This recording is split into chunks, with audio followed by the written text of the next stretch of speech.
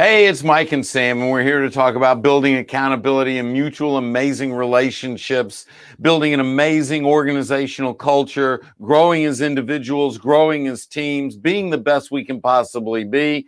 Mike, you sent me an email this morning. I love your emails and your texts in the morning because you always find these great articles. What'd you find this morning? Yeah, so this morning we found an article in Forbes that was talking about the importance of values and purpose for an organization. And, Sam, which I know you love this part, who actually knows them? Who's actually living by them?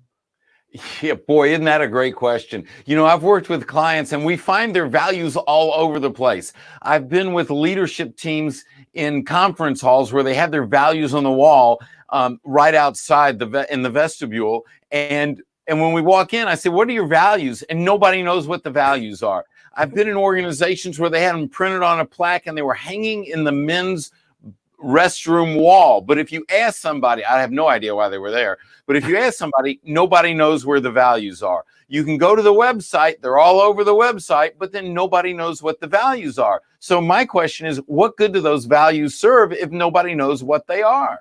Absolutely. I want to say hi to Haley. Often we love the fact that you joined us, Haley. So thank you for that. Love Absolutely. it. Haley knows the example I'm about to give is some organizations. I know Haley knows the organization. There are organizations I work with that literally everybody has to have them memorized, Sam. Everybody has to be able to say them at the split of a second.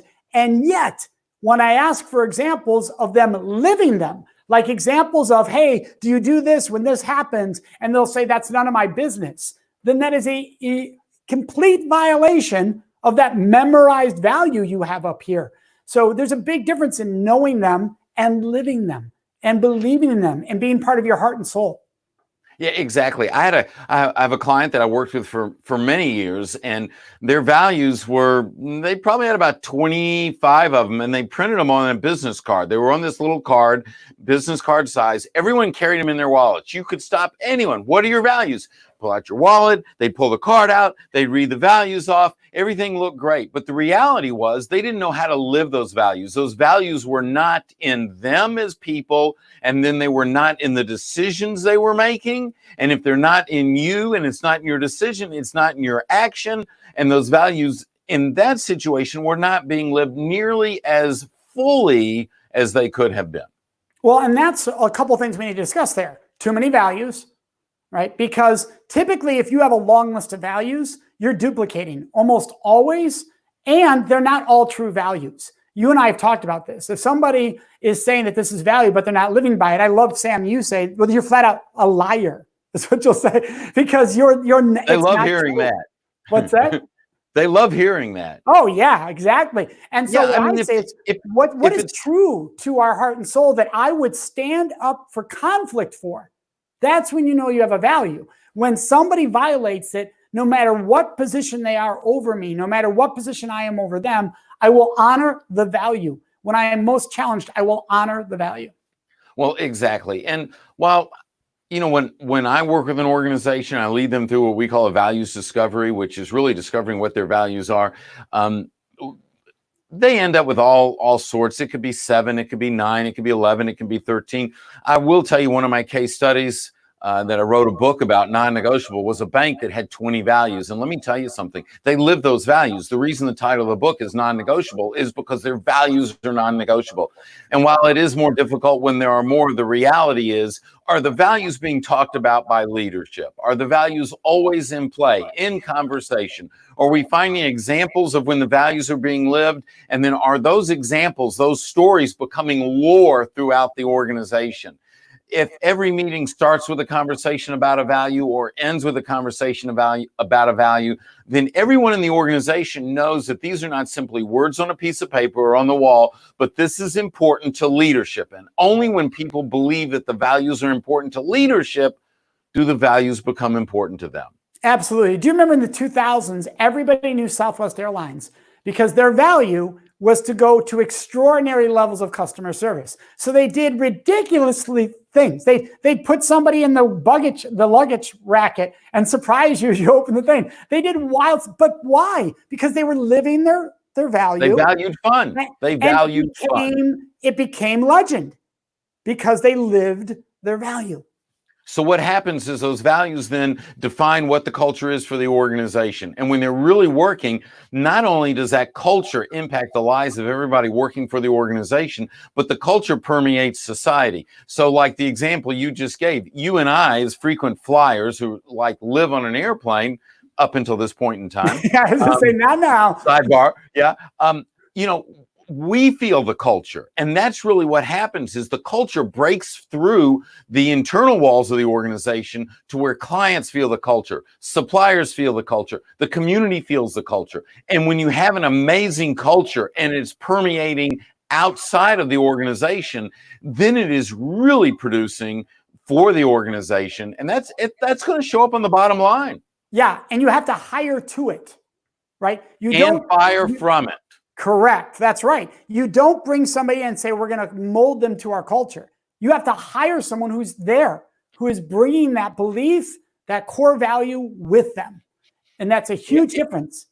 Exactly. And so one of the things that I always teach my clients is that when you're interviewing, your questions need to be designed to show evidence that your values have been in these people's lives in the past. So you want to see traces of those values showing up in those people. Now, that doesn't mean that they're on a scale of 1 to 10, that they're a 10 at living the value. You can help them be better. The environment can help them be better. That's great. But if the value isn't already there, if there isn't evidence of living that, then it's going to be very difficult for them to come into the culture and A, be successful, and B, contribute to the culture rather than take away from it. Yeah, what Haley's saying here about that, Sam, is right on, which is when you don't have consistency of values across the board, one leader has these, one leaders have these, and you're not meshing, you're overlapping, you're crashing on top of, and you get a lot of conflict because they're not blending, they're actually separating, they're different, and people get confused. Who am I following? You say this, but they say that.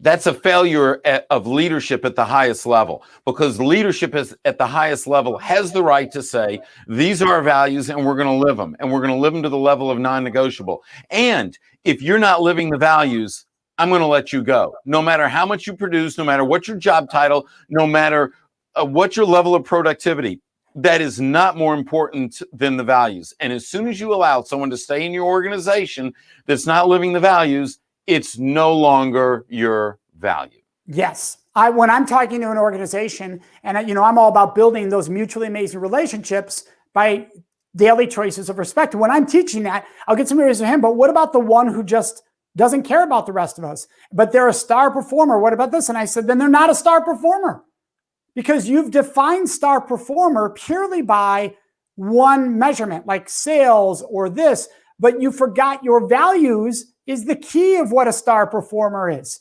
So how do they perform in your values, and how do they perform over here, which you hired them for? Because you hired them for their values. So that's the piece people forget. And the moment they say to me, but if we lose them, I'll say, imagine how much more empowered everyone else will be a year from now when the culture truly is what you say it is.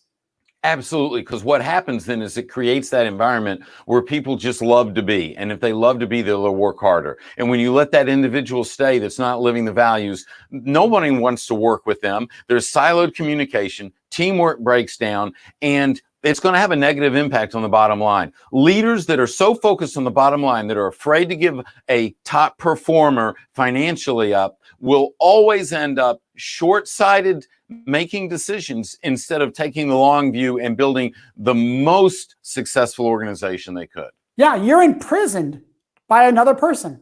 That's what happens. You're in prison, and we don't want to. So we got to start living our values. We need to know what they are. We need to identify them. We need to live them. We need to protect them and build an amazing culture. For everybody watching, if you haven't yet, you want to get Sam's book, Non-Negotiables. Yeah, I'm plugging, because it's a great book. It's all about this, actually. It's living this as a company. I love the Happy State Bank. And so it's a great story. Get it. For everybody watching, we want to make sure you know you can find us live every day, 1 o'clock, right here, Central Time.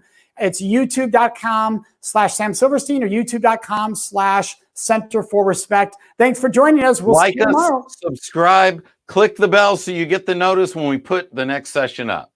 And find us on iTunes. Take care.